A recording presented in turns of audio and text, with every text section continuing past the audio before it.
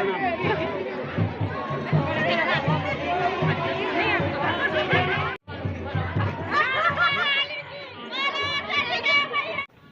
मार्च 2025 महिला दिवस के अवसर पर विकास खंड पोखरी में विगत वर्षों की भांति इस वर्ष भी पूरे विकास खंड की महिलाओं द्वारा प्रतिभाग किया जा रहा है। इस फ्योली कौथिक के रूप में जन जन तक फेमस इस मेले में, जहां पर नारी समाज इकट्ठा होता है अपनी प्रतिभाओं से समाज को परिचित कराने के लिए, अपनी समस्याओं को दरकिनार कर उस पर पार पाने के लिए, सच्चे अर्थों में कहूँ तो महिला सशक्तिकरण की मजबूत नींव में एक नई ईंट रखने के लिए। इसलिए दूर दराज के गांव से नारी शक्ति धीरे धीरे एकत्रित हो रही है पोखरी के इस खूबसूरत से ग्राउंड बस स्टैंड पर। फ्योली कौथिक में बहुत सारे सांस्कृतिक प्रोग्राम होंगे, लेकिन खास आकर्षण रहेगा खुद महिलाओं द्वारा अभिनीत चक्रव्यूह का।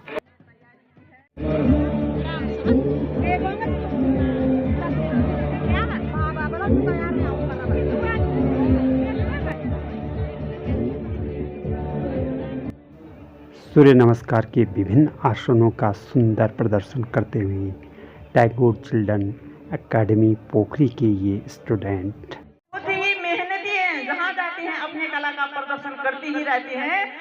बैठेंगे मैं तको आई पंचमी मऊ की बाटी हराली जाऊ की, आई पंचमी मऊ की बाटी हराली जाऊ की।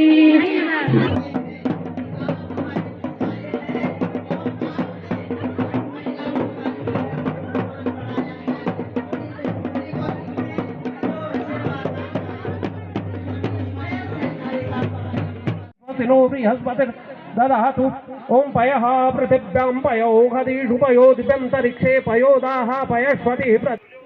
कार्यक्रम का शुभारंभ जैसा कि हमारी संस्कृति है दीप प्रज्वलन से हो रही है। बद्रीनाथ विधानसभा क्षेत्र के यशस्वी विधायक श्री लखवा सिंह बुटोला जी के हाथों दीप प्रज्वलित होगा। उसके बाद ढेर सारे प्रोग्राम होंगे, बने रहिए आप हमारे साथ। सबसे खास है कि उत्तराखंड के परिधानों का प्रदर्शन भी महिलाओं द्वारा किया जाएगा, जिसमें हमारे पहाड़ की सादगी के साथ साथ पहाड़ी नारी की सबलता की झलक स्पष्ट रूप से दिखेगी। सेवा नागनाथ स्वामी स्वायत्त समिति द्वारा आयोजित इस फ्योली कौथिक 2025 के कार्यक्रम के मुख्य अतिथि माननीय विधायक जी द्वारा दीप प्रज्वलित किया गया। धन्यवाद सर, बहुत बहुत धन्यवाद आपका। सेवा नागनाथ स्वामी स्वायत्त समिति की ओर से, पोखरी की संभ्रांत जनता की ओर से, उन सभी महिलाओं की ओर से जो नारी सशक्तिकरण की ओर प्रयासरत हैं।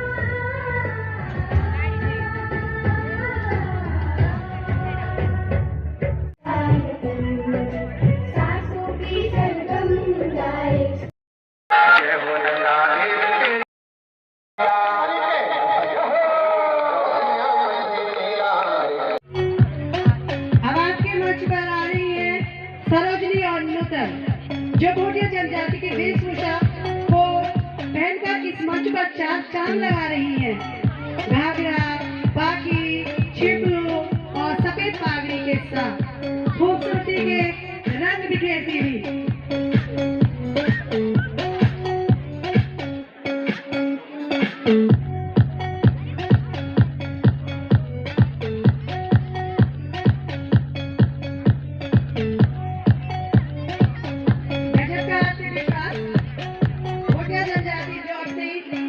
संस्कृति के लिए विश्व प्रसिद्ध है और उत्तराखंड की एक पहचान बनने जा रही है। स्वरोजगार के साधन के रूप में, उनको प्रमुख व्यवसाय के रूप में आप लोगों ने अपनाया।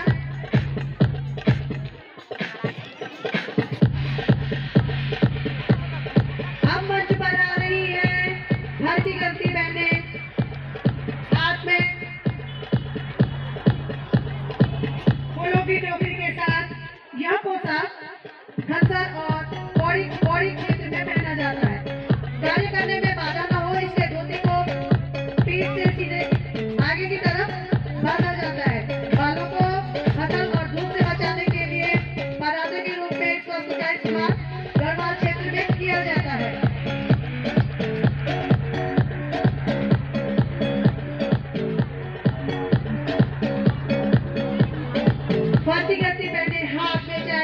बिजली के साथ बिछना गजब का आत्मविश्वास हो भी क्यों ना। इन पहाड़ों ने हमें पहाड़ सी मजबूत हौसले जो दिए हैं।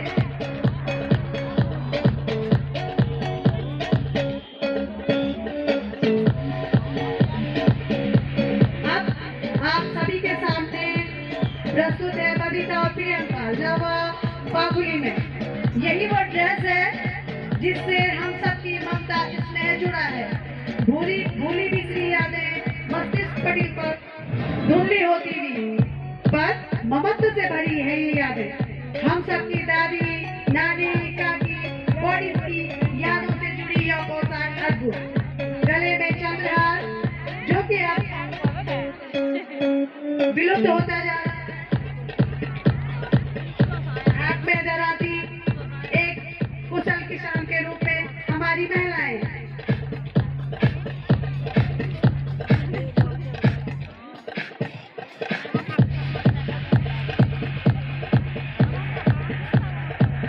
बहुत सुंदर।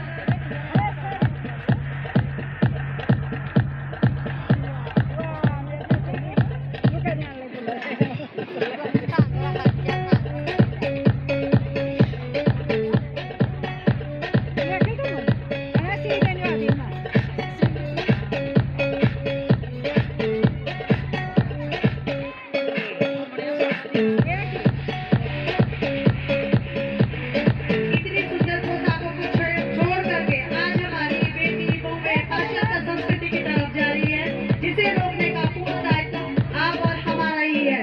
तो क्यों ना आइए और इन पोशाकों को फिर से अपनाइए। धन्यवाद।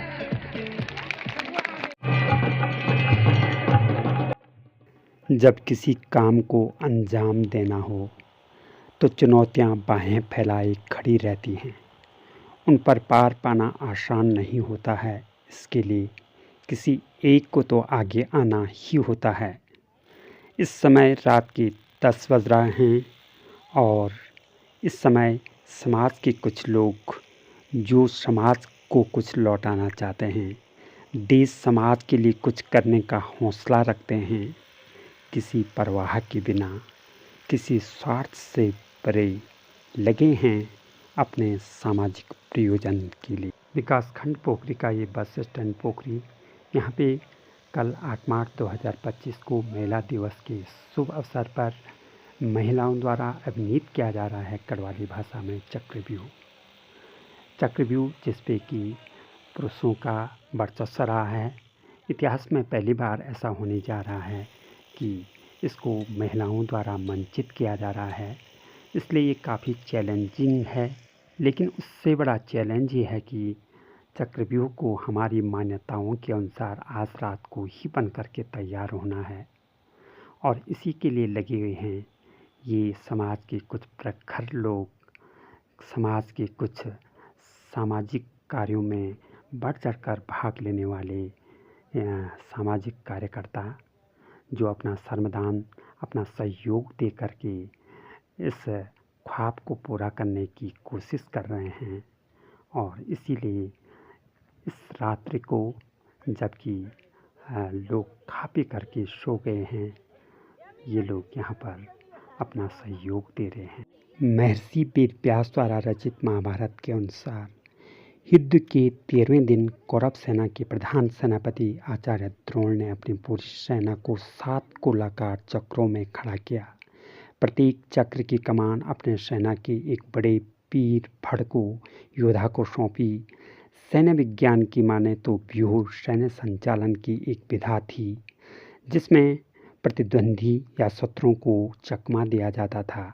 महाभारत के इस दिन भी यही हुआ, जिसमें अभिमन्यु ने पूरे चक्रों को तोड़ दिया था, सभी द्वारों को भेद कर युवराज दुर्योधन तक अपनी पहुंच बढ़ा दी थी। यदि ऐसा हो जाता तो महाभारत में अभिमन्यु विजयी हो गए थे और युद्ध समाप्त हो जाता। तब कहते हैं कि कौरवों ने कूटनीति का सहारा लिया। इसी कहानी को गढ़वाली भाषा में निर्देशित कर रहे हैं आचार्य कृष्णानंद नौटियाल जी।